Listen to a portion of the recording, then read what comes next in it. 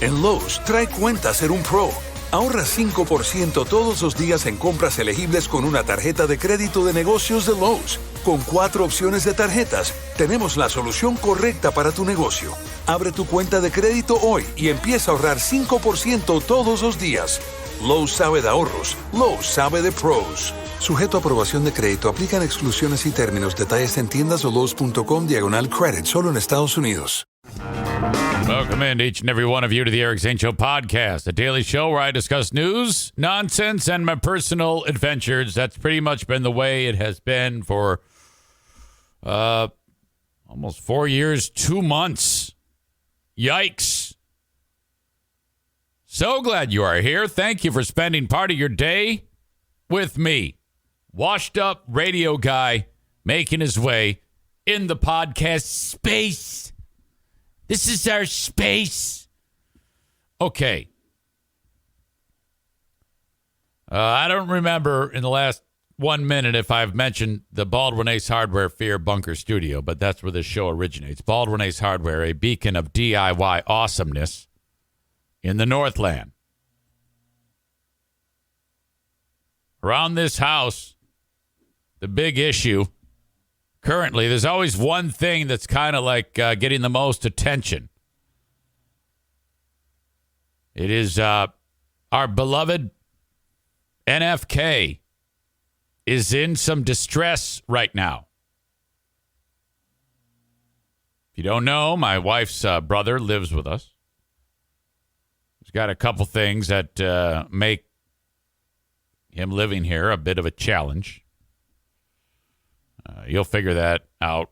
I'm not going to give you the whole bit of the background. Just know that he's here. And there was a period of time when, hygiene was very low on the priorities.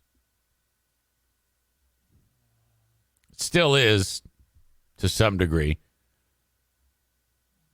But we've got enough momentum that we no longer have to hold our noses when we walk by him. There's no longer a pervasive stench of wet ball smeg. And we haven't had an incident where whole turds have been in pants. Not since the incident at the Men's Warehouse, which was instantly an all-time classic story. That story is one that from time to time must be retold. The infamous NFK feces Men's Warehouse incident with poor Gary over at the Men's Warehouse, who no doubt has some type of PTSD after that shit. No, I'm not telling that one either. We move forward as much as we can. But as time has passed, we've progressed to some degree with basic hygiene. With a little bit of assistance, we've gotten to a better place. One of the things over the years that didn't happen for the longest amount of time was taking care of teeth. You know, with just a basic amount of effort, you can remain largely free of disease, rot. These are words that you don't want to hear when discussing one's mouth. Rot and disease.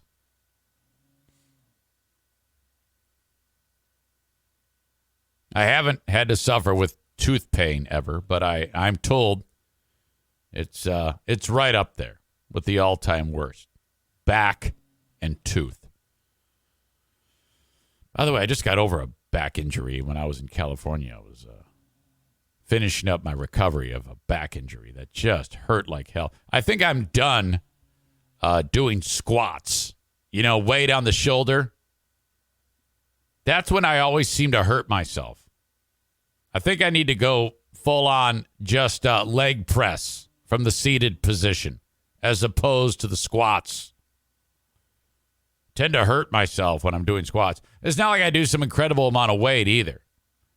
But for some reason, there's always one spot on my back that from time to time there's an injury. And I'm like, what the fuck? I can't even move. I couldn't even breathe for a period of time. It was awful.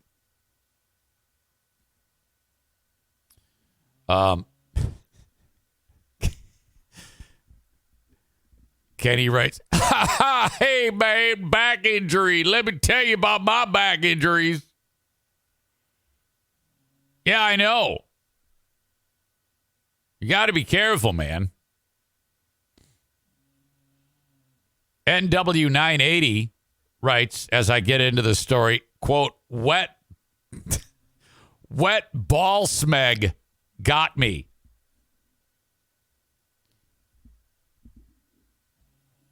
Aram says, I forgot about the Men's Warehouse incident. That needs to be in a not the best of.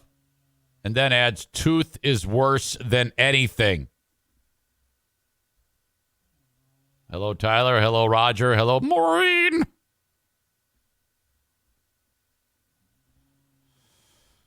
Kenny adds, ow! Hey, I've been barely able to walk for a week and a half now. Dude, I'm sorry. Hope you're taking some type of anti-inflammatory medicine regularly, you know? Like, get it in your system and then keep it in your system. That's what you got to do till that pain's gone. Then you got to drop 5 or 10, I think. That's going to help you. Do some back exercises, some stretches after you heal. You know, strengthen that back. Give your body a break. All right. I digress. I haven't finished the story yet. So, for the longest time, I was like, there was one moment in time when, after we got out of the shower, I brushed his teeth for him. I go, can you do this? What do you mean? Can you hold the toothbrush, put it in your mouth, and move it back and forth on your teeth? Can your hands do that? I think so. And I said, show me. He did it. It worked. I go, okay. I don't have to do this. You have the dexterity and the ability to do this. Okay. This is a 62-year-old man. I go, why aren't you? Now, you might think that it's the lobotomy talking, but it's not. I'm telling you, it's laziness. I go, why don't you? No good answer. He goes, I don't know. I go, okay. So every moment that you don't take care of your teeth, the things in your mouth that are undesirable are eating your teeth and destroying them. And before long, the rooster's going to come home to roost. Wait a minute. Is that what you say? Is it the hen comes to roost? Something comes. I don't know why I'm focusing on the chickens here.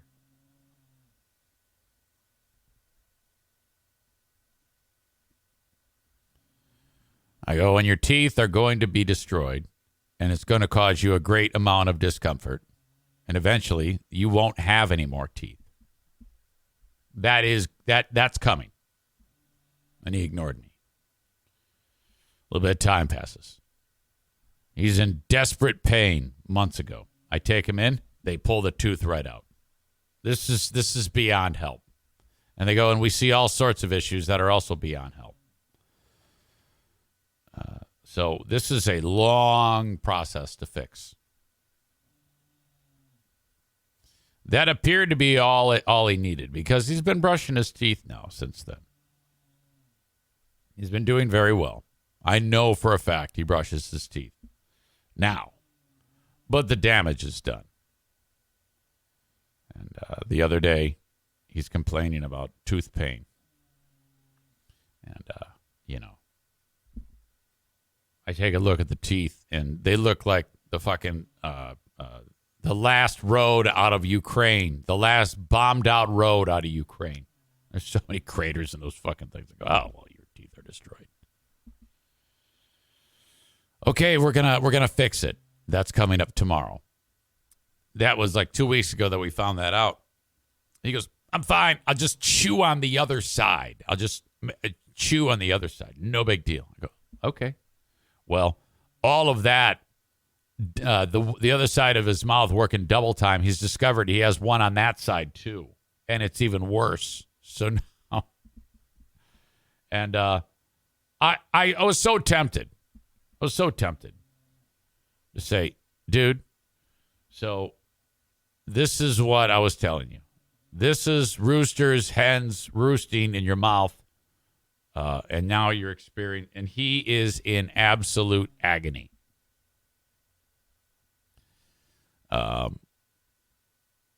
Can't, cold, sensitive to cold, to hot, to pressure, everything. It's all happening at once. And he goes, how many Tylenol can I take a day? I go, I don't know. How many have you taken? He says, the maximum. I go, well, then that's about it. And that's at like noon. I go, okay. So he had an appointment for tomorrow for the one side. So I go, I'll call. I'll get you in. I'll figure out what's up with the other side. So I explain to these people. I go, yeah, now because, and the same thing I just explained to you, I explained to them. I go, can you work on that side too? So that, I think, is the plan. Now, this is eventually going to happen where they're all coming out eventually. Every one of them. And then he's going to have, like, false teeth. I'm like, what the fuck? And all you had to do was 2 minutes of effort out of 1 day. How many minutes are in 1 day? So if there's 60 in an hour, times 24 of the one, right? That's it. 1,440 minutes in a day. You had to take 2 of those and dedicate it to your teeth. Maureen says they should have given him a prescription for pain. No. Disagree. Soak in it. This is what you get. This is a reminder. Let it burn into your brain that this is what happens when you don't take care of your body. And then perhaps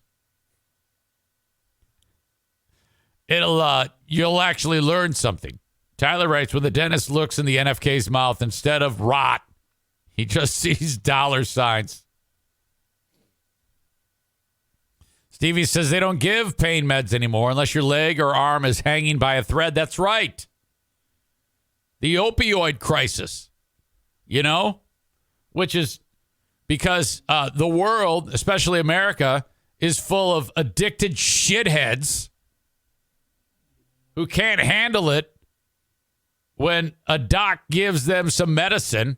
They don't have the ability to turn it off, Some weak-kneed fucking idiot gets his hands on some opioids for tooth pain.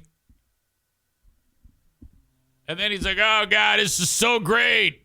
I think I'll chop it up and snort it because I'm a stupid asshole. And it's pretty much ruined those pharmaceuticals for the rest of us. Not that I could take it anyway. That was one of the worst moments in my life. Post-kidney operation. When they gave me opioids, I don't know what the fuck it was. I had the surgery late in the week. I took 2 or 3 days worth of the opioids. And then I woke up on Monday morning set to do the podcast from California. And I was throwing up. Having this horrible reaction. I thought I had COVID or something. You know what's really bad? Because when I left the hospital, Dr. Grish says, now listen to me. You got to do this. Avoid coughing. Try to stifle your sneezes. Take it easy, Eric. I'm like, yeah, of course. He goes, you could cause some damage if you put your abdomen through too much, stress like that. I've just stapled and glued your belly back together to pull that kidney out of you. Everything's fucking jacked in there. Take it easy. No problem. A few days later, I'm in front of the toilet going, and like grunting down, throwing up. You ever try to, the moment where you have to puke, but you're trying to prevent the puke from happening. Oh my God. And then I'm waiting to feel something horrible and look, and then my entire intestinal system is laying on the bathroom floor. Jesus. Sam the Jew says, we went to the ER a few weeks back because Leia thought she had kidney stones, which she didn't, but the doctor kept offering her morphine. Oh, my God. You should have taken that.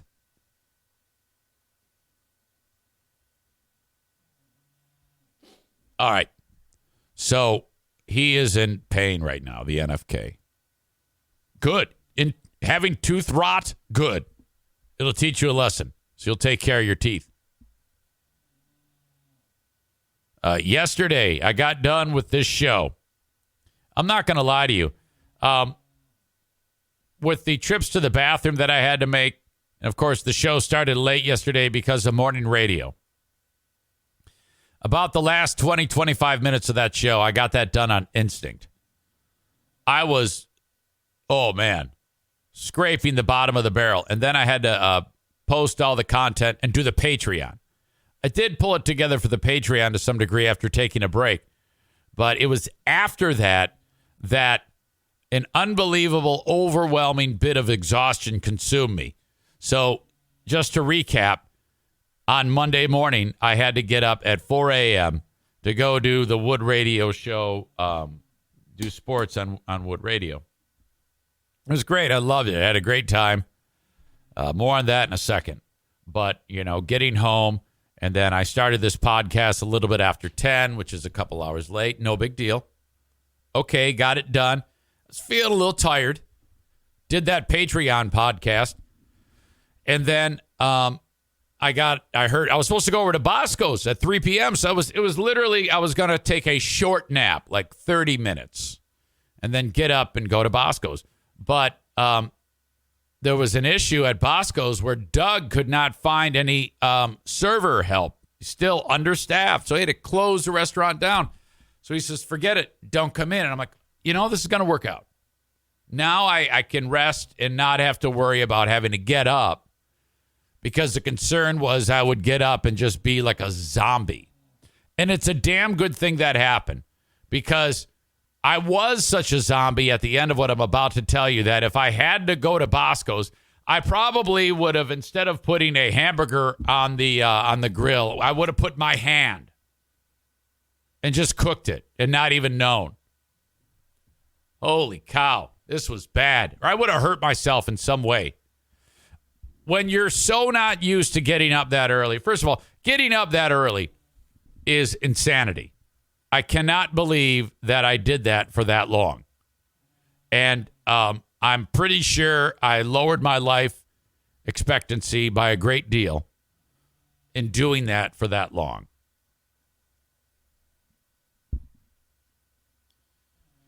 And when you just go right into it like I did, I'm reasonably confident that if yesterday wasn't a one-off and it was actually my new lot in life where I was back to doing morning radio, it would take months before I started to feel normal. And even that would be questionable. I'm just not built for it. It's such a disaster.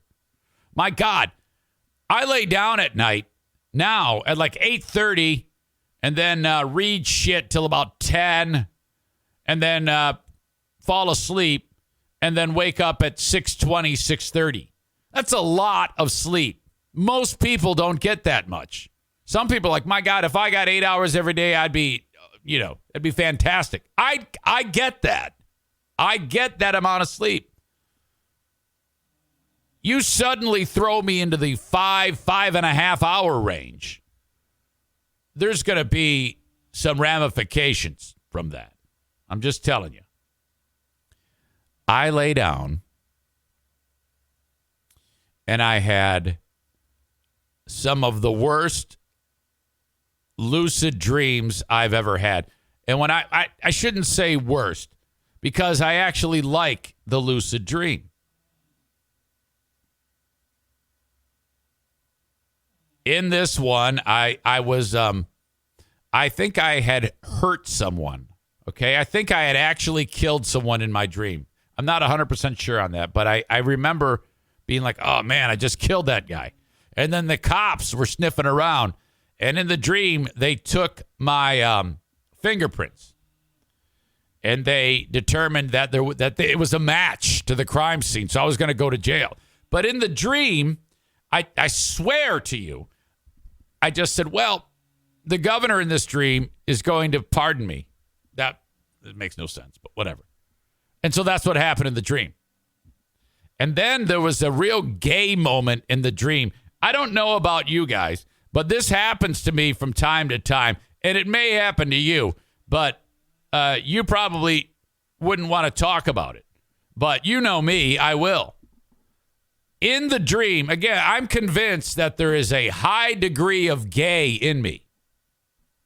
Now, I have never slept with a man, nor have I touched anyone's ding-dong other than my own. And the only person who did touch my ding-dong, not kidding, was that counselor at Camp Ozanam back in the early 80s. Some of you are like, wait, what? You were molested? Yes, I was. So that's it, you know? And that wasn't even like, he was only grooming me at the time. We didn't get past the grooming stage.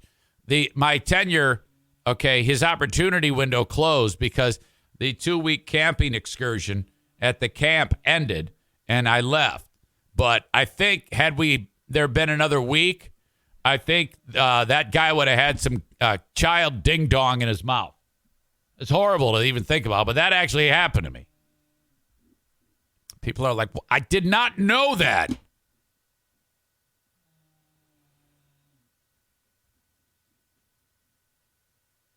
Ryan says, no, that doesn't happen to me. I'm convinced you're bisexual. Yeah, I might be. I don't know. I mean, whatever. People nowadays are still use that as like, oh my God, look at you. You're kind of gay. Yeah, whatever. Who cares? Amy says, oh my God, that's actually terrible, Eric. I'm so sorry. Well, at the time, going back to the camp days, I didn't think anything of it. And it wasn't until like it happened where I divulged that on the radio. And I described it in that type of cavalier way. Greg and Chris go, what? What happened to you? And I go, well, yeah, blah, blah, blah, blah, blah. The guy touched my penis. And when I was going to the bathroom, he shook it off for me and put it back in my pants. And I said, wait, was I molested? And they go, well, yeah, you were molested, you asshole. All right. Let me fill in the blanks. At the camp, for some reason, they call the bathroom the Murphy. The camp still exists to this day. Blue State Robbie says, I still remember this moment on the radio. I'm 10.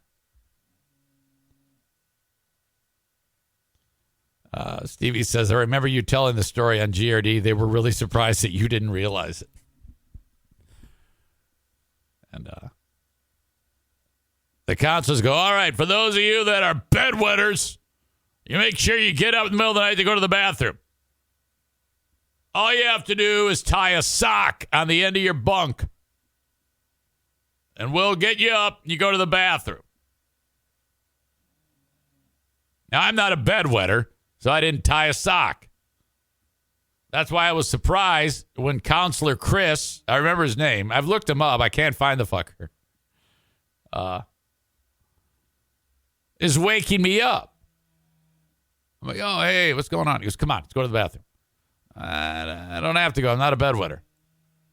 Stevie says he tied 8 socks on his bed. Nowadays, I should tie a sock on my bed. Next thing I know, I'm standing in front of the urinal.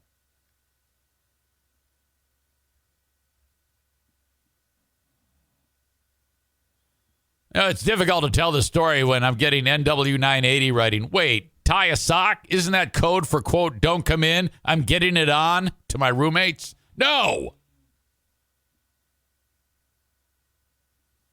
So I'm standing there. I maybe went pee. I maybe didn't. I think I was just standing there to get him off my back.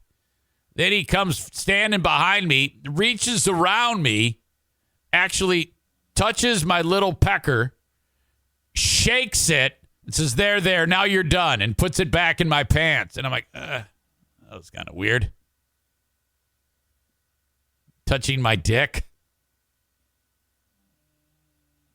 He was extremely friendly with me at the camp. It's like he was like my pal. I remember leaving the camp in the bus, looking at him, and I remember him crying, and so was I. So he had groomed me expertly. I loved him. So now I didn't tell this part on the radio, but yeah, I was crying. So I think if we had another week together, he probably could have put it to me, but good. But we ran out of time. NW980 says, you call that friendly? He gave you a reach around. I think I'm a little bit, I think I'm still in denial a little bit. Who cut the cheese says, one more week and your butthole was his. Probably. Well, I told my brother, my older brother, who was also at the camp with me. He was like probably 14 then. And he told Mom. And the camp is run through the Catholic Church. Great. So, St. Vincent de Paul Society is what it is. And our priest, the late Father John, my mom said, we got to have a meeting. It was my mom, and me, and Father John. And I told him. And that was the last I ever heard of it. So I wouldn't surprise me if they then approached that guy and they said, give it up. High five. Yes. Good for you. Keep it up. Keep it up. In fact, let's move you to a parish. There's a great diocese, Boston, where you need to be. The kids there love priest dick. We're turning you into a priest. It's time for you to move up. You are a superstar.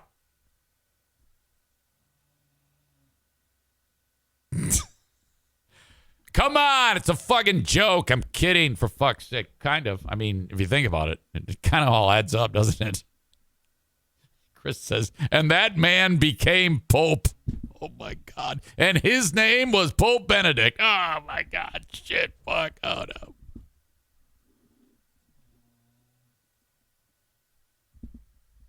Anyway, this all comes up because I was describing to you my gay dream last night. Yeah. So then I woke up and I went, Jesus, I was absolutely turned on with that gay dream. That's, I mean, what the hell is going on here? And I was just paralyzed. I'm laying there and I'm like, I was so exhausted. And I don't have these types of dreams, lucid dreams, where they could go sexual, they might not. Like this one was not sexual to start, and then I was on the business end of some guy's ding-dong in the back half of the dream. I don't know what the fuck is going on. I can't, I'm not in charge of these things to that level of degree. I mean, I can change the narrative to some degree, But for some reason, I chose dude. Unbelievable. So 100% sure that there is a portion of Eric's soul that is into dudes. Everybody listening or watching agrees with that. That is not a secret. So I wake up, and waking up from this took forever. I was like, I couldn't move. I finally wake up. I text Diane. I go, hey, I'm not interested in you anymore. I just had a dream that I was with some dude and his ding dong. What? What are you talking about? I go, I don't know what to tell you. I'm apparently into dudes now during my dreams. And that's just kind of where I left it. And that's where I'm leaving this, because it took me hours to actually feel fully awake after that. Reached out to my boss, Dave, at the radio station.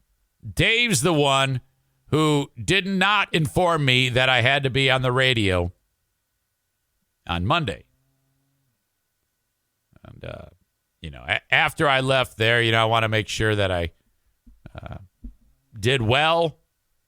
I said to Steve Kelly over there on Wood Radio, I go, I still like being on the radio, very much so.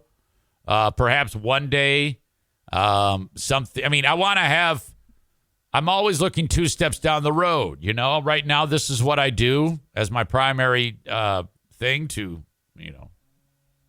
keep the roof over my head. But you never know what could happen.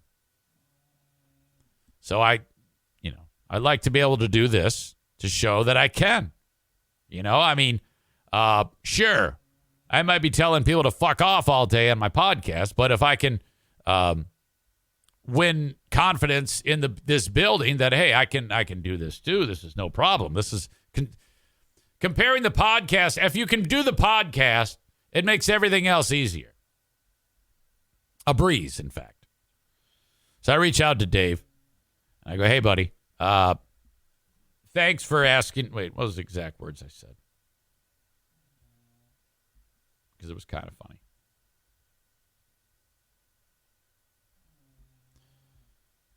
funny.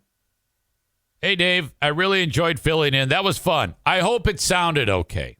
No, all I have to do really is 2 times an hour for 2 minutes read sports stories that I wrote, but hey, Eric Zane with your 96.1 The Game Sports Update. Michigan and a nail-biter at Wisconsin, or against Wisconsin. This one came down to the wire. You play a sound clip, and they win. All right, and then you move on to the next story. It's simple. Dave writes, you did well. Steve and Lauren both had great things to say. And I'm like, okay, awesome. I said, okay, that's great. And I said to him, you'd tell me if it sounded like dog shit, wouldn't you? Then he says, I only got one listener complaint, and I also got one, quote, he was great email. Now, I don't give a shit about the he was great email. I only care about the complaint. And he said, that's good for Wood Radio. They hate everything. And I'm like, well, what the fuck would you complain about? I think I read what I wrote down decently. That's the easiest thing in the world to do. My job on there, at 20 after, you read your sportscast. Then from 20 to 50, you provide this type of support. Uh-huh. Ha ha. Oh, yeah. Good one. That's it. I'm a accompaniment to the main people on the show. Support role. Nothing more. So I don't know what the fuck anybody could have a problem with. I wrote, ha. Was it a complaint based on my past or something I did today? He says, more than likely your past. Now, let's be honest here. My past is what? I don't know. I honestly don't know what. The only people that would ever hate me are former Zaniacs and or MAGA. And even those people should understand that they may hate me, but they will never, ever be bored, ever, if I'm speaking. That's what I pride myself on. There is zero chance that what I'm saying is going to bore you. It's impossible. So I'm like, listen, if there were anything that I could listen to right now that would be engaging, but I'd hate the person doing it, I don't care as long as I'm not bored. Doesn't matter to me. Dave says it was more than likely your past. They didn't say anything specific. And I wrote, yeah, that happens. It doesn't help that when I'm podcasting, I'm usually telling everybody to fuck off.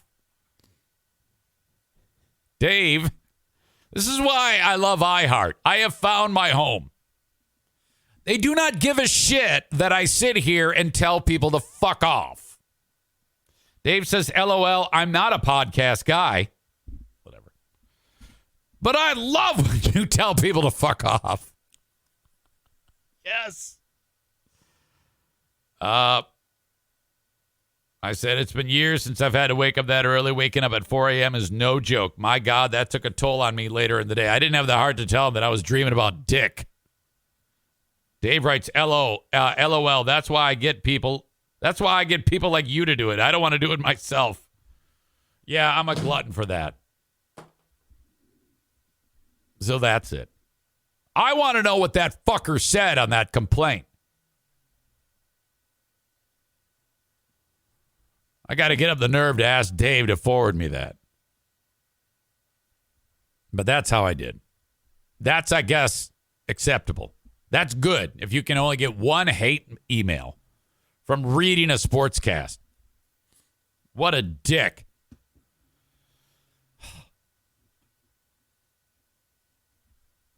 NW980 says, Dear iHeart, I heard a man on your airwaves this morning that has admitted to murdering a hamster and having impure thoughts about other men. Please remove him immediately.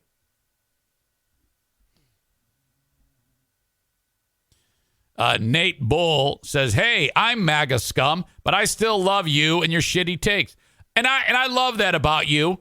I want those type of MAGA losers populating the show.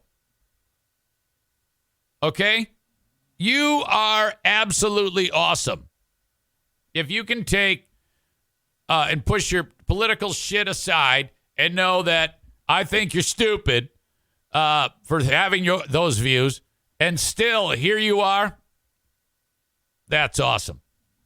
That's like my man Matt Hubbard, the guy who runs Oath Keepers Bark and Stone, where you can use a January 6th coupon and get 2 for 1.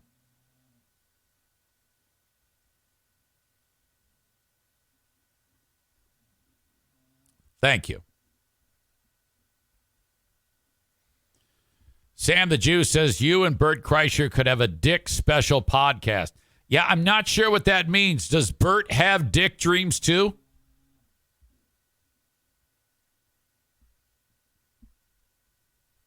I think everyone does. I think everyone is a little gay, but not everyone is willing to admit that.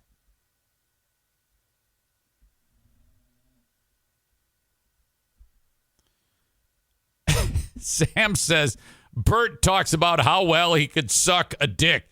Well, that is outrageous. Well, I've said that many times. I would be the best dick sucker ever.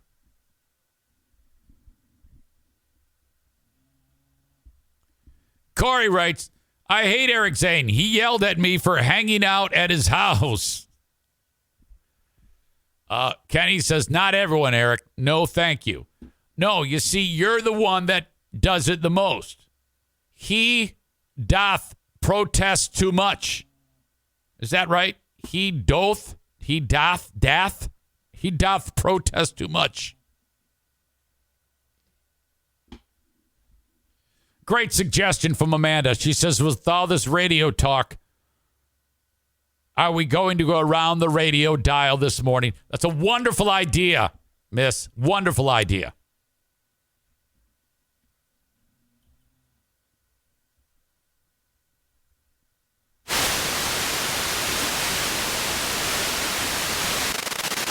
From her 2015 album called Over and Even. Oh, man. Joan Shelley, only on 88.1 FM, WYCE. Has this guy got his jaw wired shut? Did you hear that? You hear that pause? That's what you do on stations like YCE. You gotta, here you go on YCE. Oh, what? It just sings beautiful.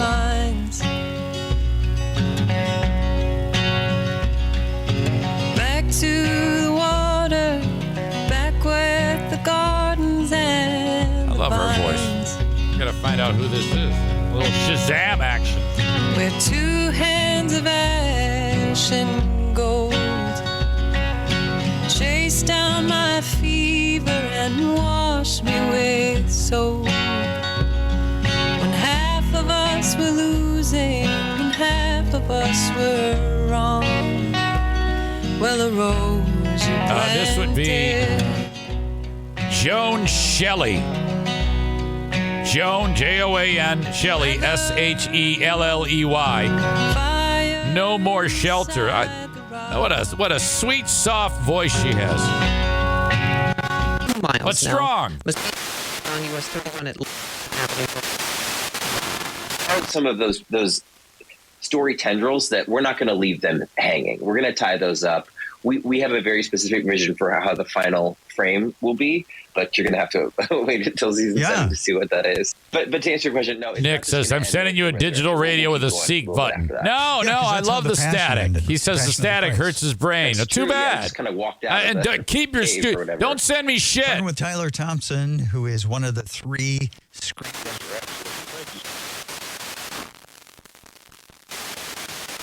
Yeah, no gifts. I don't accept gifts. Oh, this is some Jesus rock. Creeping in. I'm gonna praise. Yeah, I'm free. Truth in the name of Jesus, I speak. I speak to the brokenness.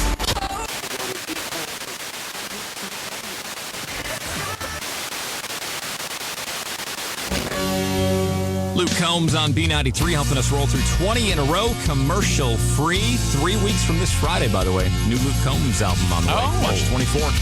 20 in a row, commercial free right now while you work on B93. Home is where my heart is still. But now you're off my mind.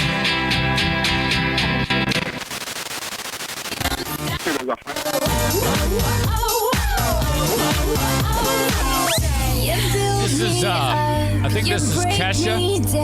My heart it pounds, yeah, you got me with my hands up. College basketball portion of the segment, right, is when you look at the net rankings, and we were going to do a deep dive. Oh, fuck yes. Keep it out and pace. Work your way right into my place. First you try to bend me. You keep your eyeball slide. I don't know the words. Keep on. Struck me. Was the camp counselor singing this to you in the bathroom? Ba-dum-ba-dum. Struck me. You gotta get it, boy. Struck me. Say you're a winner, but man, you just a superman. Leave my penis alone. What a stupid song.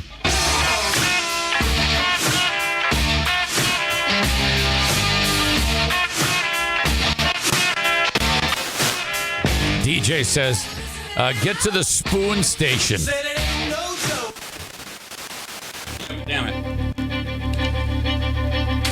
Don't feel good about that, do you? Oh, no, I feel great about it. Why would you think anything else? Joel, welcome back. Let's score this game. Where is the Leaning Tower of Pisa? You both said Italy. Of course it is. 1-1. What do you call a shape with 6 sides? Hexagon? Owing said a hexagon. Joel said a hexagon. Both correct. Tied at 2. Where's the capital of India? Owing said New Delhi. Joel said Mumbai. I think it's Mumbai. The answer is New Delhi. 3-2 Hot Wings. Thank God. Who painted the painting known as The Starry Night? Vincent van Gogh. You both said Van Gogh. Both correct. 4-3 Hot Wings. What vocal group performs at the wedding in the movie The Bridesmaids? Hot Wings said I don't know. The Dan Band.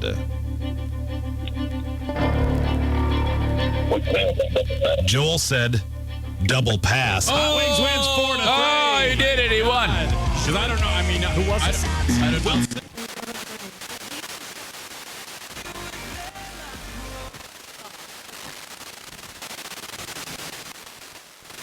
Can't get anything in. Level of the atmosphere, as if to communicate there's no longer a Religious. Oh my God. Is this Everybody Wants to Rule the World?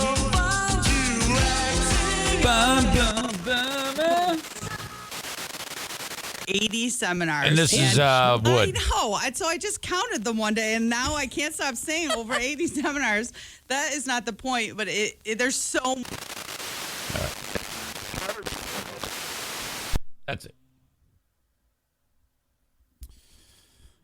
Gone nearly half the show and not kicked out the audience on Facebook and Twitter. So I'm going to do that now.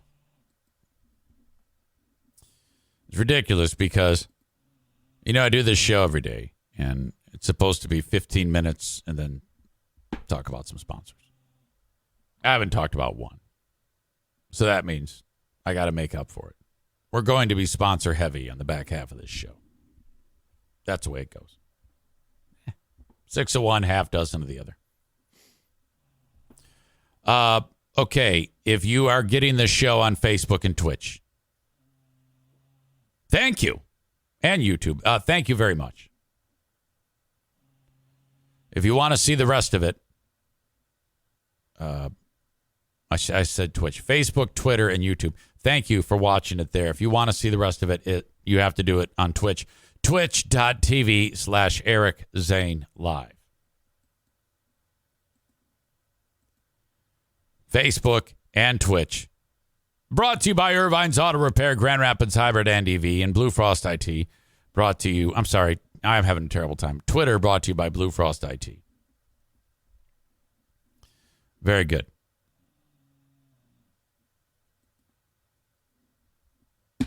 The Open. Brought to you by my Patreon. Sign up on Patreon to get more podcasting. Each and every day, more for you. Patreon. Patreon.com/Eric Zane. The idea when I started this was do the free podcast, drive audience to the Patreon if they want to help me grow the show. It's that simple. $5 or $10 a month, you get more content. Patreon.com/Eric Zane. Thank you. Show accountant is Tag Accounting. TagCPA.net. Reach out to Tag Accounting at 616-301-9516 to get your taxes done. Still time to do this. We've got one full month of the full court press with Tag Accounting to get more audience members as clients/customers of Tag Accounting. It's going to cost you about $100, maybe a little bit north of, to get your return done by Tag. Anywhere in the U.S., support the show by supporting the sponsors. 616-301-9516. 616-301-9516 for Tag Accounting. When you call, you're making an appointment. You don't have to be there for it. All of it is done via transfer online. Transfer your documents, send them his way. It's just call, and they'll explain everything to you. It's a fantastically efficient way of doing your taxes. Gone are having your cousin's neighbor's best friend do it, who is good at taxes. Fuck that shit. You're not getting nearly the money back that you should. 616-301-9516. Love A&E Heating and Cooling. Now, there's 1 million people that you can call on in West Michigan to get your furnace repaired or some scheduled maintenance or an after-hours service call or a new furnace or an air conditioner. I want you to go ahead and call a couple of those schleps and get an estimate on whatever it is you need done, especially if it's a big job, you know? And they're going to march in with like 4 sales guys and go high pressure on your ass. Say, oh, yeah, thanks. I appreciate it. No, I'm just here to get the estimate. Thank you. Kick them out of your house. Have Joe show up third. He's going to beat their price. If he doesn't, tell him he's a loser. And he is, because I said so. 616-516-8579 for A&E Heating and Cooling. Okay, you get a box of food showing up at your door from HelloFresh. Best day ever. You're like, oh, man, I cannot wait to open that thing up. That amazing packaging that keeps everything cold and fantastic. You pull out the meals. You're right. We're going to eat like queens and kings at this household with these meals from HelloFresh. Best day ever. Bonus. You get 65% off that box plus free shipping. Oh, my God. HelloFresh has never had a deal like this, and it's only because you are a listener of the Eric Zane Show podcast. HelloFresh.com/Zane65 and use the code Zane65. You get 65% off plus free shipping. That's incredible. HelloFresh.com/Zane65 and then use the code Zane65 for 65% off plus free shipping. Man, I'm telling you, this is life-changing. The food shows up at the door. Everything laid out perfectly. If you know how to read, then you know how to cook amazing meals for your family. Okay? Problem if you don't know how to read. Track down someone in your inner circle who knows how to read, and they will help you. That's how simple this is. HelloFresh, the absolute best fast and fresh recipes. HelloFresh's latest line of meals featuring robust flavors and filling portions are ready in less than 15 minutes. Enjoy taste and quality done quick with recipes like, get this, falafel power bowls. What? Seared steak and potatoes with béarnaise sauce. I had to practice saying that. Or Southwest pork and bean burritos.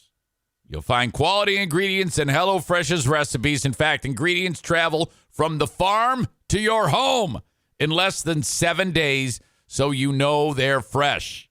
Okay? Again, go to HelloFresh.com/Zane65. Use code Zane65 for 65% off plus free shipping. Check it out. HelloFresh. Are you ready? En Lowe's, trae cuenta ser un pro. Ahorra 5% todos los días en compras elegibles con una tarjeta de crédito de negocios de Lowe's. Con 4 opciones de tarjetas, tenemos la solución correcta para tu negocio. Abre tu cuenta de crédito hoy y empieza a ahorrar 5% todos los días. Lowe's sabe de ahorros. Lowe's sabe de pros. Sujeto a aprobación de crédito, aplican exclusiones y términos. Detalles en tiendas o Lowe's.com/credit, solo en Estados Unidos. 9, det är lag 1, over. 9, svarer. Det här är lag 1, vi har gjort funn, over. 9, det är mottatt. Vad är patientens status? Over. Patienten är i god behold. Vi kjører han hjem, over. Norsk Folkehjelp bistår politiet i leteaksjoner, og nå trenger vi flere frivillige. Vil du bli en av oss? Gå inn på norskfolkehjelp.no. All right. Guess what? Your old pal Eric Zane needs to go tinkle. As NW980 says, I don't get it. He says, I'll do a sponsor read for you, Eric Zane. If you need to hunt down a molesting counselor, TC Paintball's got you covered. What are you saying there? I don't get the joke. What does TC Paintball have to do with it? I don't think anyone at TC Paintball is a molester. That's a horrible thing to say. I'm disappointed that I read it. If you have to explain the joke, it's shitty.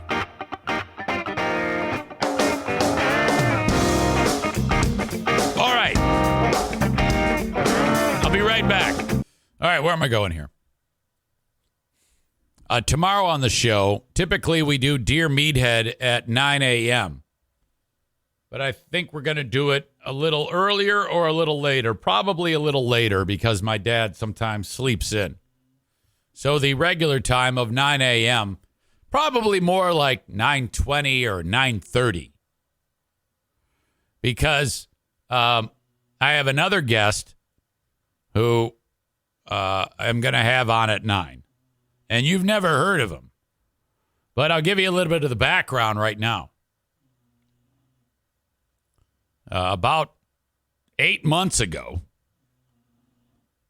a stranger reached out to me by the name of Tyler Glenn. He had heard about what I'd done post-radio doing a podcast like this one. And this guy was down in the dumps. He had gotten fired unceremoniously from a radio station in Winnipeg, Manitoba, Canada. Out. Very popular in that area. Another story of a radio guy outside looking in. Not like my scenario where nobody likes me and I got fired. But more of just radio, being radio. People get fired all the time in radio, and people love them. Like Tyler was very well respected and loved, and, hey, we can't pay you anymore. You're fired. So this guy had no prospects. And then he heard through the grapevine what I've done making this show. And he introduces himself to me. He says, so can I pick your brain? Because I think I might like to do something like this, but I don't know the first thing about this. And I'm like, oh, okay. All right. So we started a dialogue. And he also, believe it or not, he was concerned about if he even posted himself on Facebook saying, I'm coming back. Because he was afraid that as he was sitting out a non-compete, they might challenge that because I guess they gave him some money to stay quiet or something. I don't know. Point is, he couldn't actually do anything until tomorrow, March 1. So in that time, we've had several discussions about him, what he needs to do to establish himself to be able to do this type of content, internet-based show. And I don't know if it's, I'm not sure exactly how he's going to do it, if it's going to be monologue style or have guests joining him and things like that. Maybe, maybe not. I'm not even sure. But the fact of the matter is he launches his show tomorrow. And so he did a press release a few weeks ago, and people all in that area were like, oh, my God, Tyler's coming back. It's a big deal to these people. So his launch of his show, and I'm pretty sure he's doing it on Twitch. And similarly, it's, put it out on social media and Twitch and then take the audio. It's very, very similar to what I'm doing because I basically just told him what I did. And so he's kind of mimicking that. And tomorrow he kicks off his show, and he's very, very energized because he thought he was dead in the water, wouldn't be able to do anything ever again. So I've been supportive of it, and we've kind of become pals. So tomorrow I'm going to introduce you to him because he's going to be live on a show from Winnipeg. And I'm going to be doing mine, and then we'll be on each other's shows tomorrow. So you'll love this guy. I mean, he is one of the sweetest people ever. I don't think on Tyler's show he's going to be talking about dreams where he's got a dick in his mouth. I really think that that's a very rare thing. But I know he's very likable, and at the very least, you'll just enjoy the conversation with him and I. But we agreed to do it at 9 a.m., so I'm like, this is a big deal. You're kicking Meathead off to a later time. But my dad understands. So that's kind of like just the background. So that I didn't want to just be like, have to explain all this shit to you tomorrow. And then, oh, by the way, here he is. So I wanted to give you some opportunity to get some background on the guy. Tyler Glenn is his name. Tylerglen. He's launched his show, and it will kick off tomorrow, and we will be part of that. Ryan says, no dicks, no show. Kenny says, every time you say Tyler, I think of Tyler Doan. I don't know what it is with Doan. He's got a very serious look to his face. What? Yes, young man. The Motor City Man. Did you just call him Motor City Man? Don't. Did you take some Rufalon before you? I don't know what it is about you. There's some degree of slurring going on, perhaps some pie-eyed look. The Motor City Man. I found after the fact that Doan was ingesting some types of chemical to some degree. I think that was a regular thing in his playbook. NW980 says non-competes are being struck down more and more depending on the industry. Most courts are finding the clause independent of appropriate monetary settlement to be a violation of labor law. Yeah, I hear about that too all the time. But he didn't have the wherewithal, the time, the energy to fight it. And they paid him. So he's like, fuck it. But seriously, if you get a non-compete in radio, doing an internet broadcast is ridiculous. To think that a radio station would keep you from that. But I think they are trying. I think my pal Johnny Burke had that happen to him in Flint. The radio station tried to keep him off of the internet. Fuck you, fucking asshole. Ah, yes. Kenny writes, either asleep or stoned or in between both. That was Doan. I can't tell you how many times that fucker fell asleep. So we'd be in the room in the studio doing the show, and through the glass, I see him with his head up, asleep. My God. It's like, what are you doing, Tyler? All right. Got a story. It is transsexual related. Transgender related, I should say. State of Arkansas. There were some hearings going on because the state says that a person who is not an adult should not take medicine or go through the process of hormone replacement or start going down the path of changing one's gender.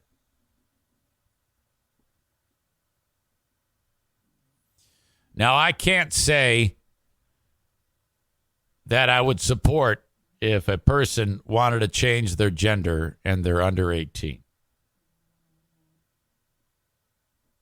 Over 18, people do what they want. But if a person is 11 years old and says, yeah, hey, I want to start becoming a boy, I'm not there yet where I could support that. And the reason why I say that is because it's such a Well, I'm not basing this on any fact, but it would concern me because what if the person changes their mind? A lot of times young people make decisions, and when they're under 18, their brains are a little soft. Basically, that's it. Of course, anything over 18, I would absolutely support. And you know what, frankly, I might even change my mind on this depending on what I learn as time passes. But right now, I would be against people wanting to change their gender under 18. So they're having hearings about this.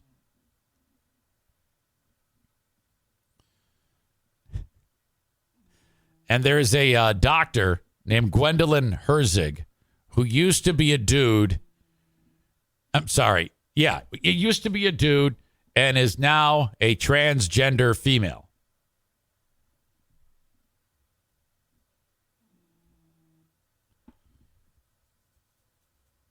So in this questioning at this hearing, this physician who, looks, this, as far as sometimes you'll see a transgender person and things look a little wonky. You're like, oh, God, I don't know, man. I don't think you're there yet. This lady is. She's like, well, yeah, it's because I started early.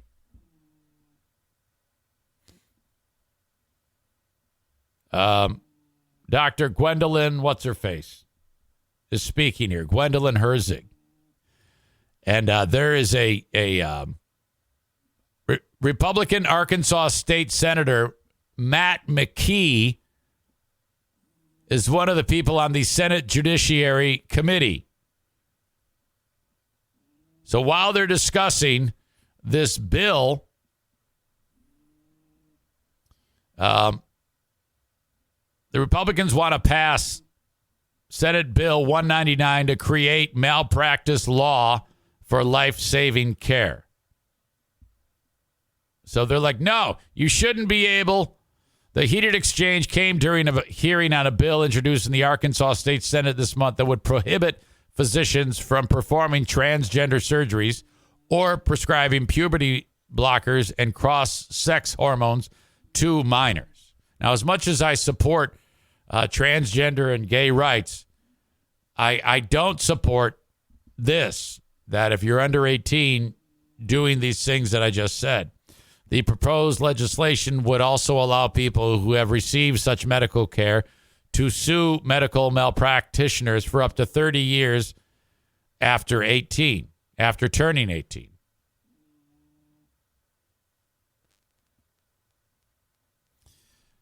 People who are for transgender rights say, no, they should be allowed to do it. So this Gwendolyn Herzig is speaking on behalf of the opposition. But this Arkansas State Senator Matt McKee, listen to what he said to this chick. This is a chick, okay? I don't care what you say. If you change your gender from male to female, you are now a woman. And I didn't always feel this way, but I feel that way now.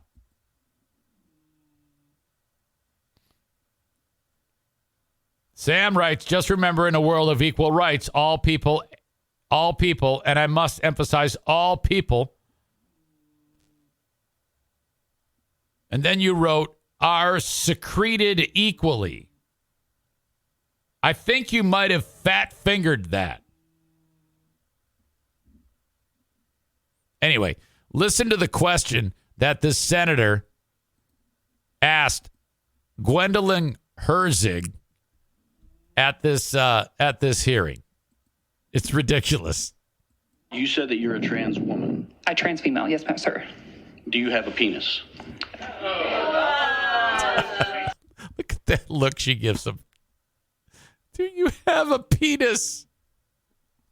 And the reaction, holy shit. You said that you're a trans woman. A trans female, yes, ma'am, sir.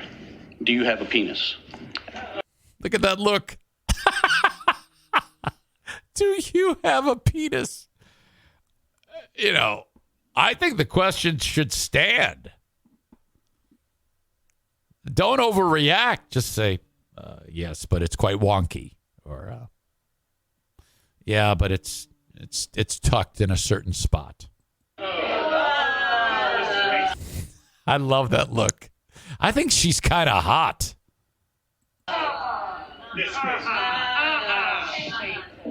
That's horrible.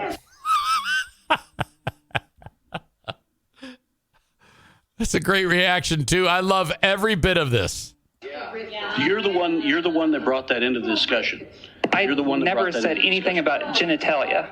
Oh, it has everything to do with genitalia. I don't know what my rights are right now. I'm a healthcare professional, a doctor. Please treat me as such. Oh, did you hear that? I'm a healthcare professional, a doctor. Please treat me as such. Next question, please. Senator McKee, that you asked my friend if she had a penis. And I would just like to tell you that even if you have a penis, it doesn't mean that you have honor. Okay, this might have been a dude at one point. I'm suspecting some degree of dudism there. Or that you're a man. Oh. I talked to a 10-year-old girl back in the fall, and you know where she got her idea to have one of these surgeries? Off of TikTok. So? Because the Chinese were showing this little girl on TikTok who said, "This has changed my life." And focus on the implications of that's good. The mental health of trans and non-binary youth.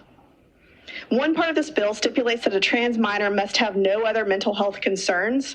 This alone would make nearly all trans youth ineligible for any gender-related care. Well, that's true, because all kids are screwed up. 2 of these individuals. Okay, now this one, I don't know. I wouldn't have jumped in front of the camera if I was this person. Have made unsuccessful attempts. This person looks like at one point was one of the bushwhackers in the WWE. At their own suicide. Just wearing glasses. Over the course of this past month. Each one of these. And you might want to get bigger glasses. Those arms on those glasses are not supposed to be stretched out to the point of breaking. Expressed to me that this conversation being had. Where'd you get those glasses? From Mr. Potato Head's packaging? By our legislature, and these laws that are trying to be passed by you guys is directly affecting their mental health and their concerns that the state that they were born and raised in, that they must consider having to run away with their family and seek to find other places that can help them live their life. I haven't understood a word this person's saying because I'm just so thrown off by the look. As themselves. Through gender affirming care that these teenagers receive, or that they have been able to receive in the past, beyond that, it just lets them know that they are loved and affirmed for who they are. With this bill, it won't affect 99% of Arkansans or more, 99.9. But the people who it does affect, the message they receive from this is that the state they live in hate them. Oh, I don't know about that. That's the message they receive from this. I don't see any harm in making a person wait to 18 before they, as much as I know, I'm no expert, but maybe it does. Maybe this is something that needs to be looked at, So if the kid's 5 and says, "Hey, I want to be a girl," you immediately start to go down that road. I'll ask anybody in this audience right now who has a little one or a child or son or daughter who is under 18. And they say to you, "I think I want to be a woman," or "I think I want to be a dude." How would you respond to that?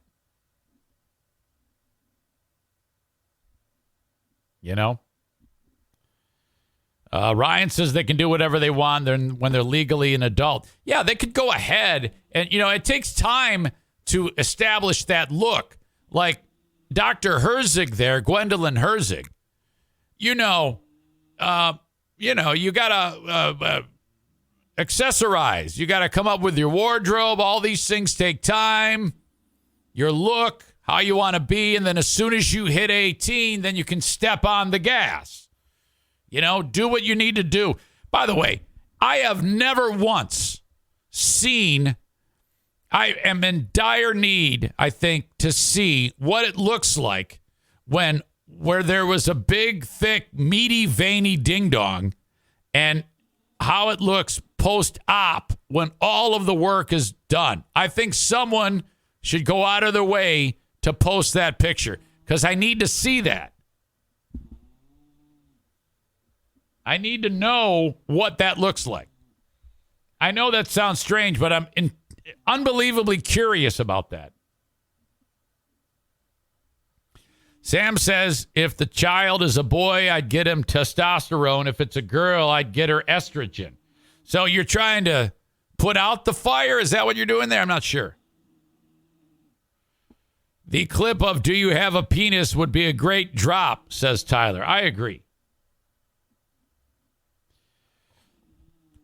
Miss Nikki says, someone on Twitter started pills at 13, double mastectomy at 15, and now at 18 she realizes she wants to be a girl now, and she's had all this stuff done to her to become a boy. Now she is de-transing and talking about it. Yeah, and I imagine that would happen. And that's kind of like the problem here, you know? Oh, my God. I tell you what. This seems very complex to me. Blue State Rob says Howard Stern had a trans woman on show her new vag. Yeah, I'm down. I'd love to see that. I think that would be so interesting to me.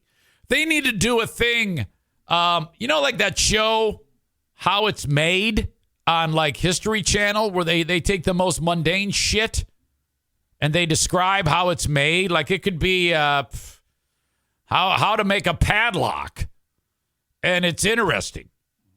That would be the highest rated show ever. That would beat out MASH if they did How It's Made, penis to vagina. I'd be really interested to seeing that. NW980 says, do you really think it's interesting, or do you just want fodder for more sex dreams? Look, I've made this very clear that in my conscious state, I am not gay. When I am dreaming, I think I'm 48% homo. I really do. But when I am awake, it's 100% female. Been very upfront with you. So, don't try to incorporate my conscious life to sexuality. Chris says, yes, we need Mike Rowe to show us how it's done. Who Cut the Cheese writes, I believe I heard that trans women can indeed get pounded in their new vagina. Yeah. I'll go so far as to say I would be very interested to seeing a porno where that happens. I just had a horrible realization that my daughter listens to these shows. Jackie, you better not breathe a word of any of this stupidity. Keep it to yourself, young lady. That cannot happen. Maureen adds, yes, but can they produce vag slime? That I don't know. That's a great question. One that Mike Rowe could offer some insight to on that episode of Dirty Jobs, vag construction. I do not know. That is a wonderful question. We need to do Ask a Person Post-Transgender.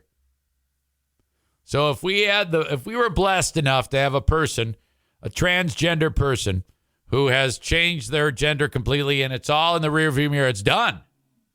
Okay? We need a full-on breakdown of the genitals. Kenny adds, what about menstruation? Can they get pregnant? How far for these operations really go? Inquiring minds. Well, yeah, I know. I would love that. I would love to get if we got to the point where they could actually create a womb and all the tools necessary for menstruation. I want to see it. I would love to see that menstruation. That's what we need. We need that. In reality, I don't think we need any of it. Blue State Rob says transgender people cannot get pregnant. For now. It's coming. It's coming. We'll have to 3D print a ute.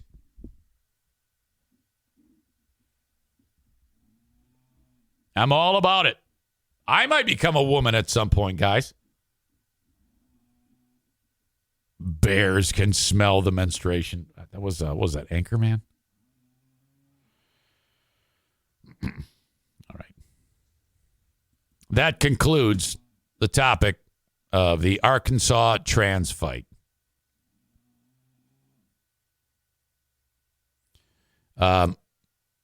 I was checking out my friends at M37 Hackers. And my gosh, business is booming over there. In beautiful Middleville, well worth the trip to rent one of their golf simulator bays. This is what you do. You walk in there with your clubs over your shoulder, and you're pulling one of those coolers on wheels. And then your bro friends line up. And then for a couple hours, you golf the greatest courses in America. And the world, I should say. Reach out to my friends at M37 Hackers for more information. 269-205-2095. They have tournaments all the time there. You can sign up to be a member, which gets you access to the bays for a reduced cost, entry into the contests and the tournaments that they have with cash prizes on these things. So if you can golf, this is what you do. You go to even if you can't golf, you go to M37 Hackers. If you just want to work on your game, okay. You take a shot. Wow, I'm still slicing the ball. What am I doing? You hit the close-up view, and it shows your club face hitting the ball and what you need to do to correct your shot. You will improve your golf game if you practice at M37 Hackers in Middleville, Michigan. Call to rent 269-205-2095. That's 269-205-2095. Thank you to the Mario Flores Lakeshore team of Van Dyke Mortgage. They are awesome. 231-332-6505 for the Mario Flores Lakeshore team of Van Dyke Mortgage. Anywhere in the U.S., call when you're ready to get pre-approved for your mortgage. 231-332-6505. Thousands of satisfied customers across the United States. Reach out when you're ready to start this process. Could be a 15-year fix, 30-year fixed. Could be a refi, little money from your home to pay off credit card bills. 231-332-6505 for the Mario Flores Lakeshore team of Van Dyke Mortgage. Health news. Actually, more health news. Because what I was just talking about was health news. Before I get to that, though, NW980 says, quote, "Dear iHeart, I heard a man that you had on the air saying he wants to see transgender menstruation on his podcast. He needs to be removed immediately. Thank you." Concerning M37 Hackers, Kyler writes, "I got my ass whooped on Augusta. Those greens were no joke. I'm glad you played." Ryan says, "I just started laughing to myself that Muff Tat Dog Bitch was part of a listener complaint email." Yeah, I think Muff Tat Dog Bitch is still in jail. By the way, it breaks my heart. Several of her dogs that she had that they rescued, the various agencies, have died. And that's horrible. Moving on, though. Do you remember when in the 1980s when the story of HIV and AIDS was captivating the world? You know, you get HIV, you're going to die. In recent years,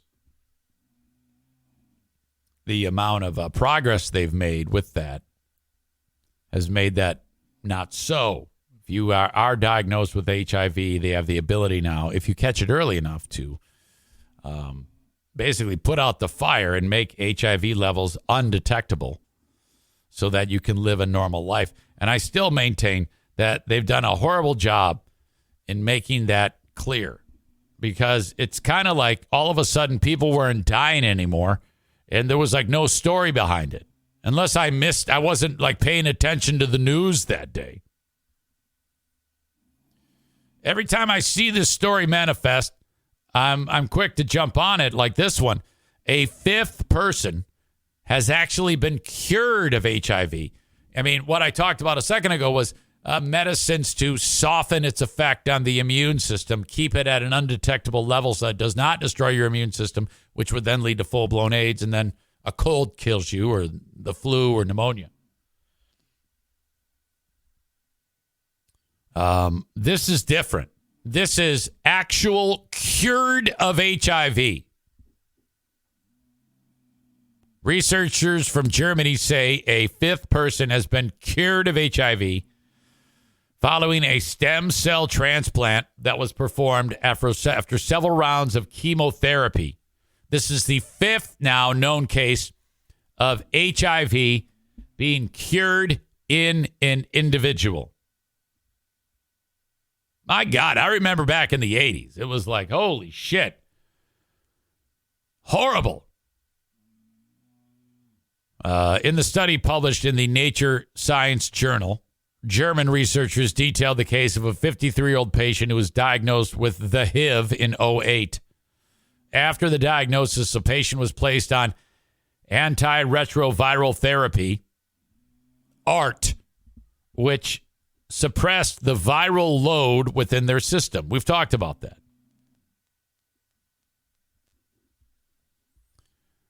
Then the patient was enrolled in a STEM program, which explores potential HIV cures requiring stem cell transplants. So I think that involves like a injection, a liquid type of injection into your body, where then that would kind of like set up shop in your bone marrow. I think that has something to do with it, to help your immune system. The patient was diagnosed with acute myeloid leukemia 3 years after being diagnosed with HIV. Remission of their cancer was achieved through an initial round of chemotherapy, was followed by a relapse shortly after. During the patient's treatment for the cancer, they got a stem cell transplant from a female donor who matched. This transplant occurred 2 years after. So it was rough. They got HIV, and then they got leukemia.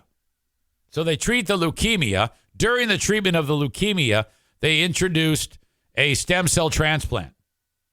The female donor had a mutation that is believed to confer resistance to HIV infection. They continued the ART treatment for cancer and HIV levels, and they largely remained undetectable in the patient. And then testing of the patient following treatment was unable to find traces of virus. So this was by accident that they basically were able to do this, which I hear a lot of the times. That's how great science discoveries are made, by like, you know, it's kind of like you got chocolate in my peanut butter. You got peanut butter in my chocolate. Oh, my God, they taste great together. That kind of might, I don't think it was that simple, but that's what I'm thinking might have happened here. There you go. Timothy Ray Brown was the first patient believed to be cured of HIV. Received the same type of transplant as the Dusseldorf patient in 2007 to treat his leukemia.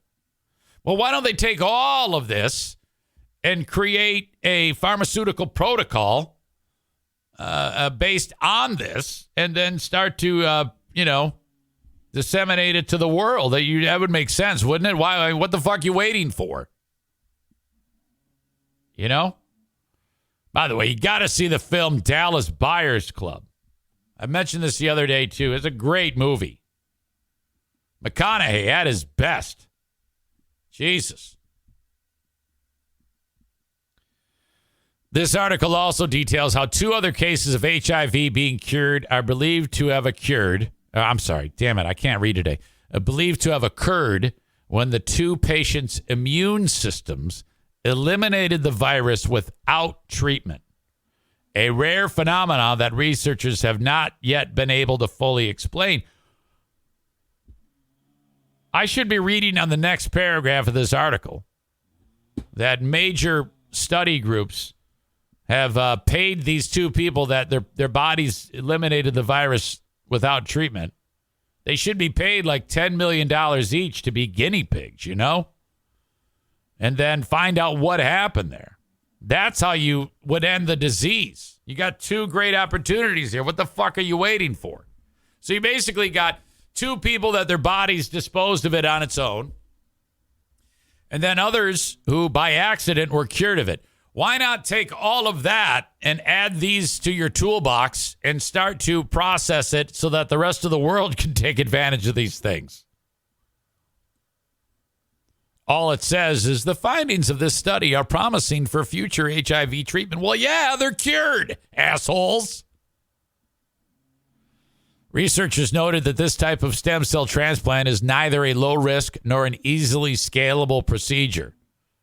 Well, who cares? I mean, add a little can-do attitude here. During the course of such treatment, the patient's immune system is destroyed and replaced through the transplant. Well, yeah, that's what happens in all transplants.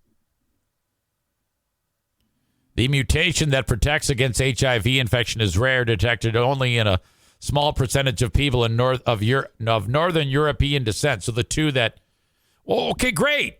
Get their fucking genetic makeup and recreate it. CRISPR, dumb motherfucker. Why am I explaining this to you? And then the idea of immune systems destroyed during a transplant. Yeah, my pal Jeffrey's immune system was destroyed. That's how it works, because otherwise the immune system attacks the organ. I should not be explaining this to you fucking morons. Get your shit together and cure AIDS. Jesus.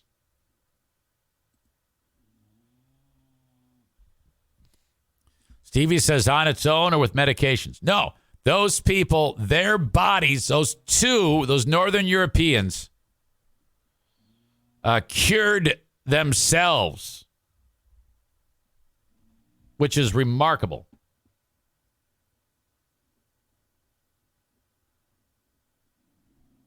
All right.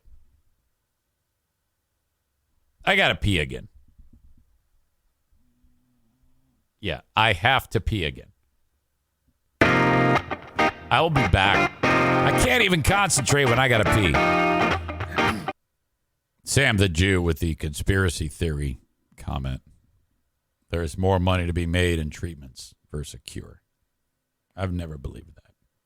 I think you just pulled that out of your ass.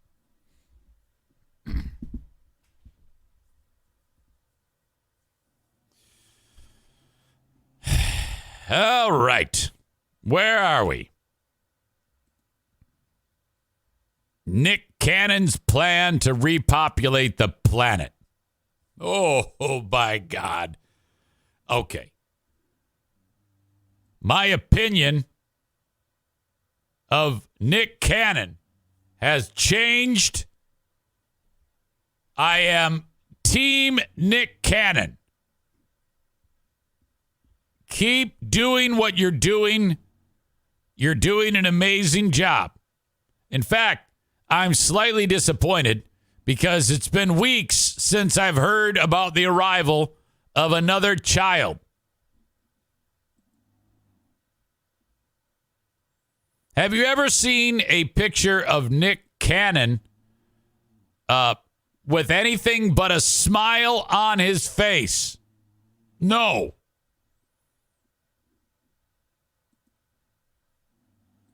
That's because he's doing the Lord's work.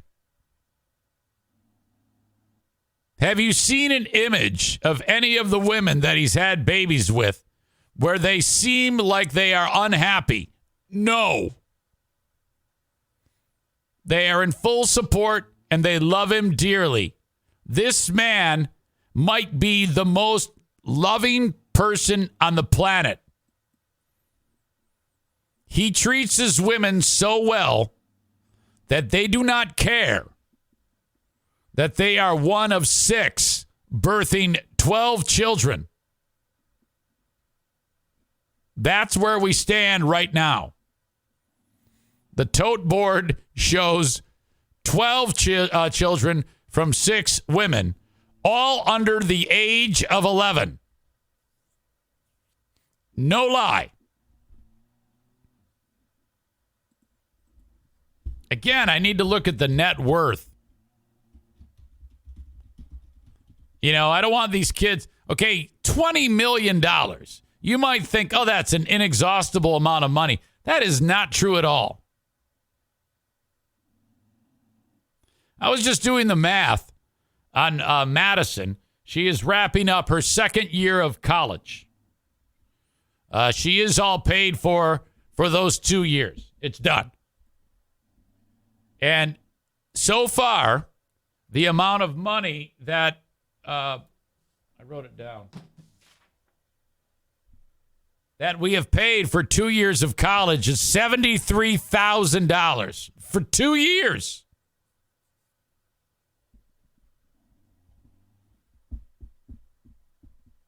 And that's with help. She got a scholarship. So we're probably closer to $200,000 for 2 years of school. No joke.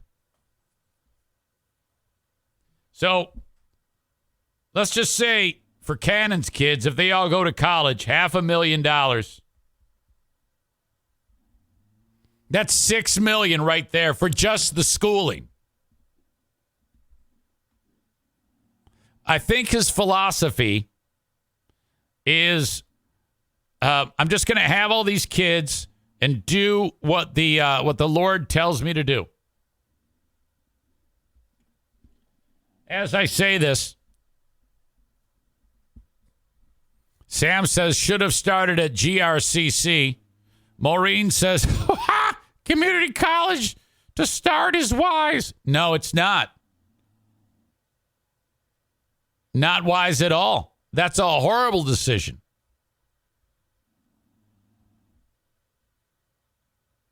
Because when that was suggested, the blowback I got from the Madison Diana Wonder Twins powers conjoining to attack me was too much. I almost lost my entire family over that suggestion. It is not worth it. Because everybody knows that whoever goes to community college is a shithead. The only people who go to community college are losers who only want basically 2 years of education.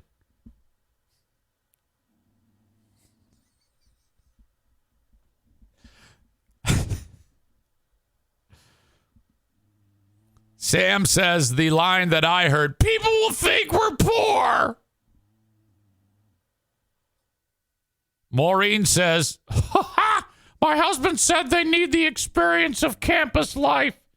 Oh, yeah, absolutely. That's what I heard, too. And after getting the shit beat out of me for about 36 straight hours, I said, oh my God. I can't believe I even thought that. I'm so stupid. No. Boy, I'm glad that you guys set the record straight. so that I could, agree with you.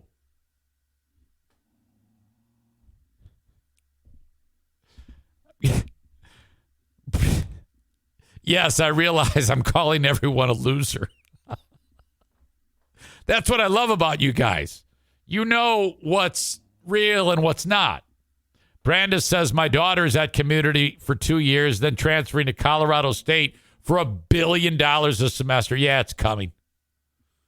I'm thinking about selling my semen in upcoming semesters.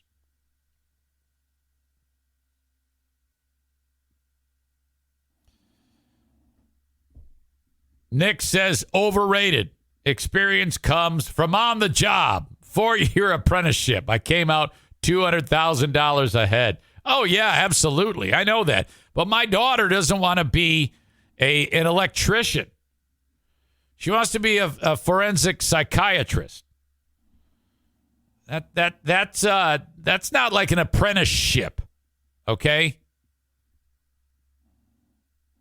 Madison is going to be the one that when the serial killer says, yeah, I'm insane, I'm pleading insanity, she sits down with that lunatic for 3 hours and does a forensic psychological evaluation and then gives her professional opinion.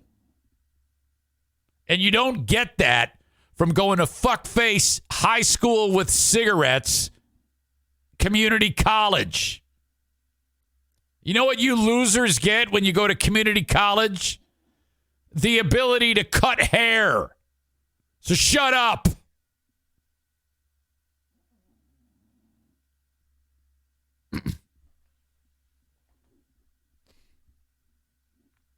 All right.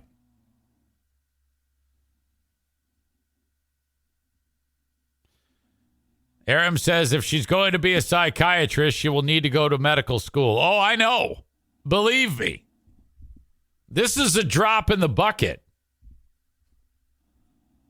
Hoping for more Patreon subscribers. Either that or take a bunch of loans and have Joe Biden or whoever is in office say, hey, school's free now. My God. All right, where was I? What was I even fucking talking about?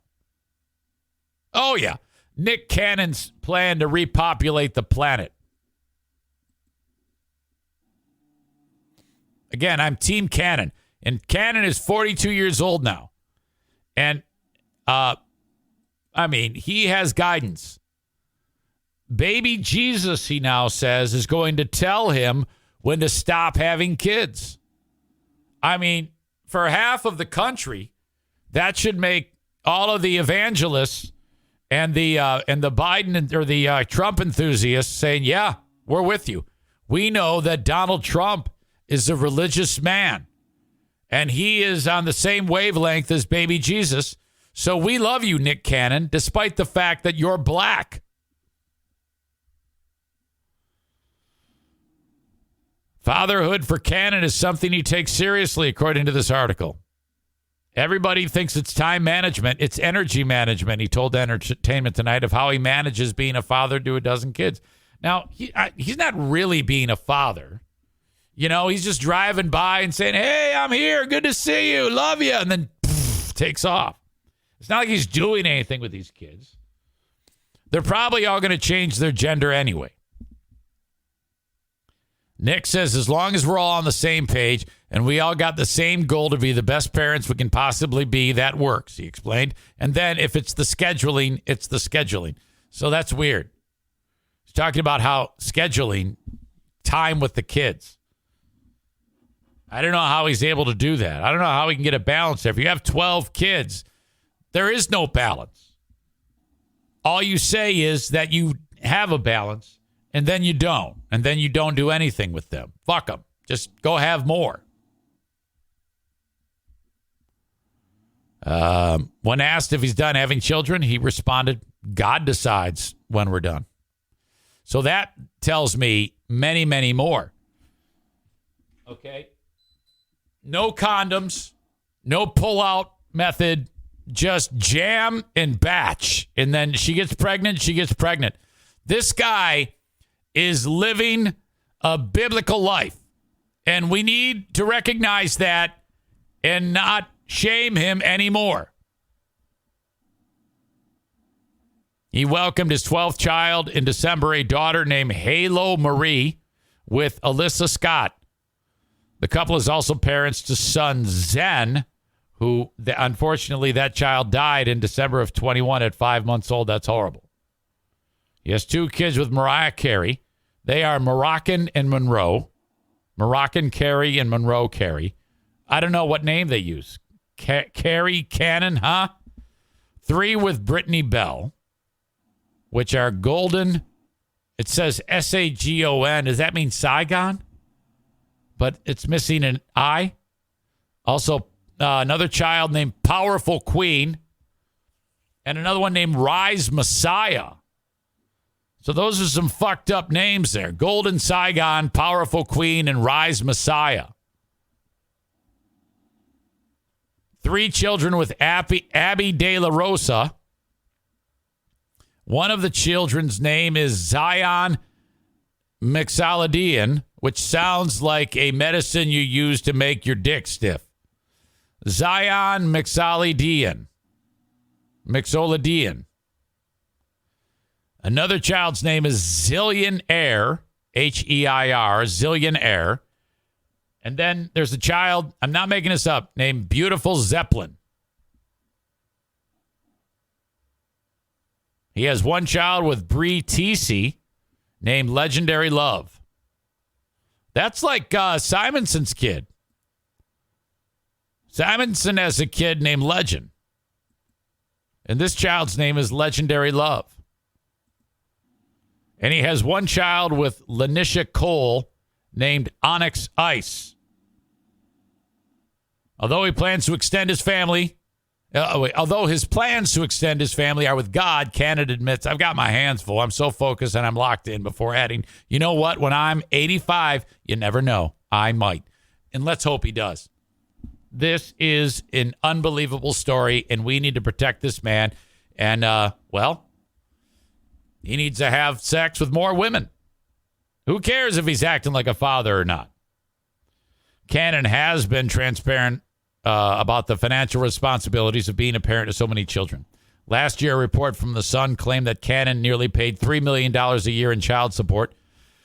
However, the musician and an actor told the Neighborhood Talk that the actual number is much larger. I definitely spend a lot more than that on my children annually, he said. All right, well, whatever. Keep it up.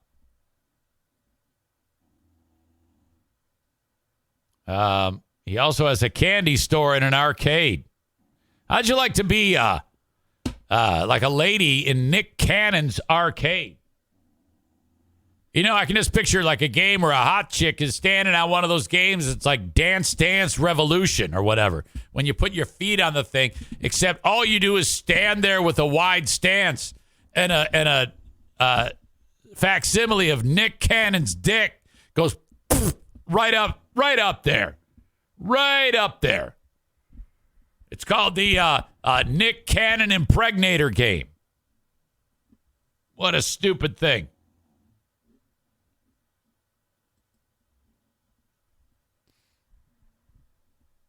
Jesse says, I'd be the guy that my name is Legendary Love, but I go by George my entire life. Isn't that one a Mountain Dew flavor, says Chris?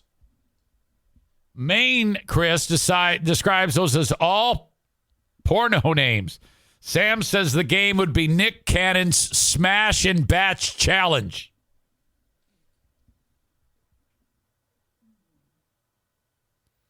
Nikki says the more you talk about him, the more I dislike him. So disgusting. Well, now, hold on here. A little bit of judgment coming in here. What is wrong with that? Nowadays, people have children out of wedlock all the time.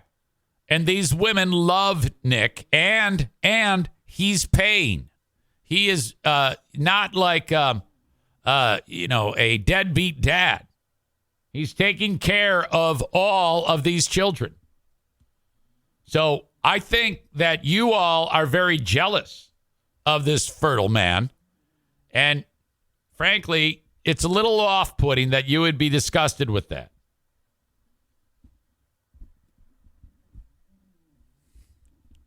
Kenny says, hey, man, I'm sure he's the greatest dad ever.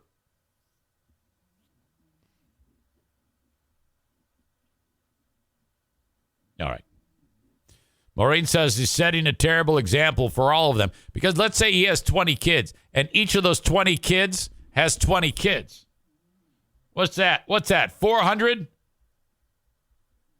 That means Nick Cannon would have 400 grandkids. That is biblical. You ever read that in the Bible? Like there's so-and-so, and he had 69 kids.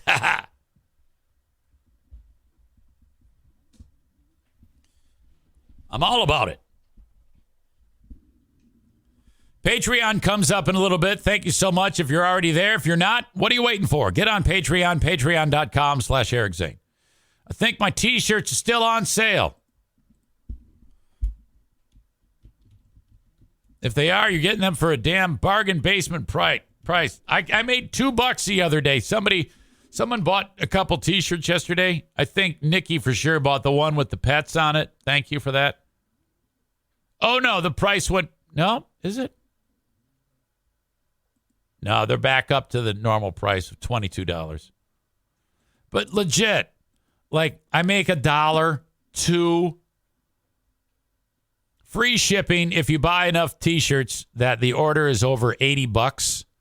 So if you buy 4, the shipping is free. And that's good because the shipping is ridiculous. I think it's like $10 if you buy one. So a $22 T-shirt becomes a $32 T-shirt. So if you buy a batch for a year of fresh T-shirts or hoodies, buy them in bulk, and then you get no, what do you call it? No shipping cost.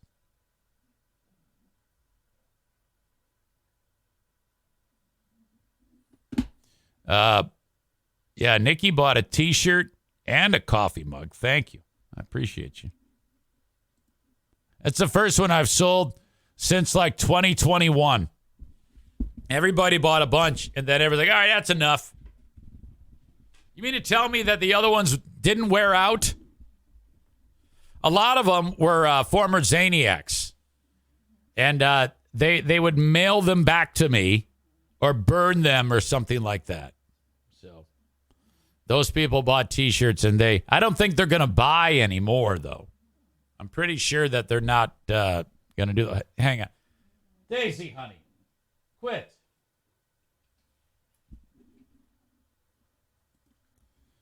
Thank you to the Kent County Health Department. All right, this might not be for you, but it might be someone you know or love. The Kent County Health Department is trying to spread the word to the community about how important being involved in the WIC program can be for you. If you're having a hard time making ends meet, or someone you know or love is, point them in the direction of the Kent County Health Department or your respective county wherever you live. The WIC program allows people to have a supply of food each month that they do not pay for. They're also provided with all sorts of support materials to help them make appropriate food decisions when it comes to making food. A lot of the issue is people just don't know how to prepare food, and they're likely to spend their money, the little that they have, on food that's not worth it. Fast food, nutritionally defunct foods. Kent County Health Department wants to ensure that people are fed appropriately. They have a phone number. Call 616-632-7200 or find them online at accesskent.com/health. Blue Frost IT. If your business is set to improve your tech, before you do anything, before you spend your money, get a complimentary consultation from Blue Frost IT. 616-200-8550. They'll tell you exactly what you need to make your purchase so that you don't buy too much, too little, or the wrong thing. They're going to help you after you make your purchase, whatever it is you get, help you set it up, get your network running. Let's say you're moving offices or you're starting over, or you've just new construction. You got to have the right amount of infrastructure in the walls, wall drops, things like that. Blue Frost IT does that with project work. They can also be the managed IT service provider for your business. Get more information at bluefrostit.com or call them at 616-200-8550.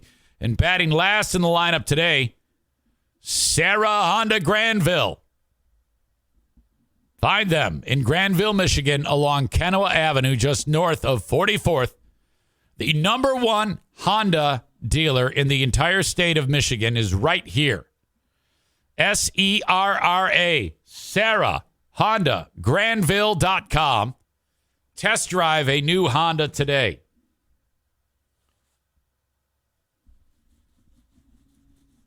Yesterday's asshole of the day was Scott Adams from Dilbert fame. I still cannot believe that. What a fucking moron. Today, do you have a nomination for asshole of the day?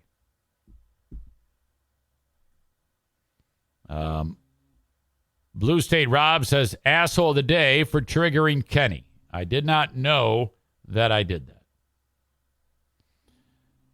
Cole says, asshole of the day, community college losers. Nikki says, are you allowed to ask Meathead a question if you've already asked one? Oh, I encourage that. Please send it, eric@ericzaneshow.com. Dear Meathead, tomorrow.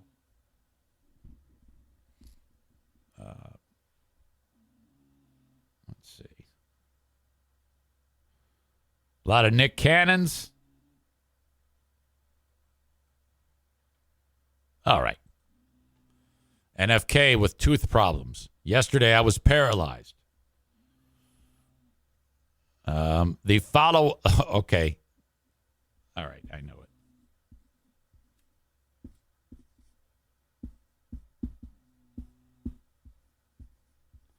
it. The person who sent me the hate email, who did not like me being on Wood Radio. So the Wood listener, WOOD listener, who hated on me for, I don't know, reading the sportscast, you fucking asshole. That is your TC Paintball asshole of the day. And that's it. We're done. I appreciate you so much, and I'll talk to you down the road. Have a good one, folks. Bye-bye.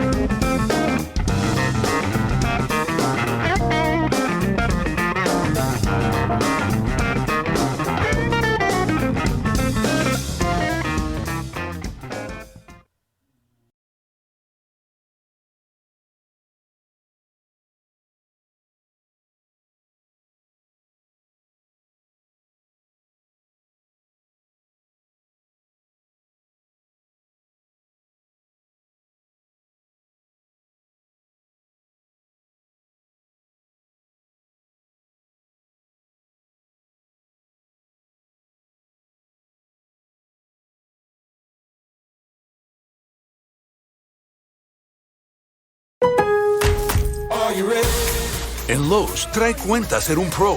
Ahorra 5% todos los días en compras elegibles con una tarjeta de crédito de negocios de Lowe's. Con 4 opciones de tarjetas, tenemos la solución correcta para tu negocio.